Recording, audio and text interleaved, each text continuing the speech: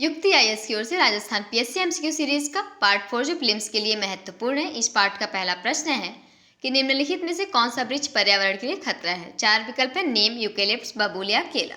सही विकल्प हो जाएगा यूकेलिप्टस। ठीक है, क्योंकि ये बहुत बड़ी मात्रा में पानी सोखते हैं, इससे भूजल स्तर में भारी गिरावटें आती हैं और यह पेड़ मिट्टी में जो कि कुछ ऐसे रासायनिक पदार्थ छोड़ता है जो आसपास अन्य छोटे पौधों और घासों को उगने नहीं देते या मिट्टी के पोषक तत्व और नमी को कम कर देते हैं, जिससे उपजाऊ भूमि बंजर हो जाती है।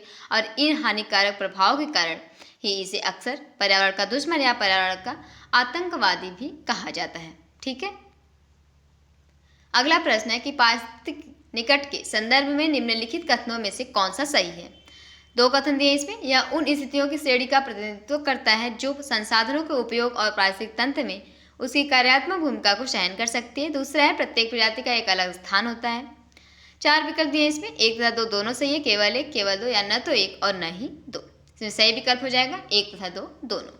ठीक है, क्योंकि यह किसी प्रजाति द्वारा किए जाने वाले संसाधनों और उसकी कार्यात्मक भूमिका को दर्शाते हैं और प्रत्येक प्रजाति का एक अनूठा या अद्वितीय स्थान होता है जो उन्हें अलग अलग प्रजातियों के रूप में परिभाषित करता है।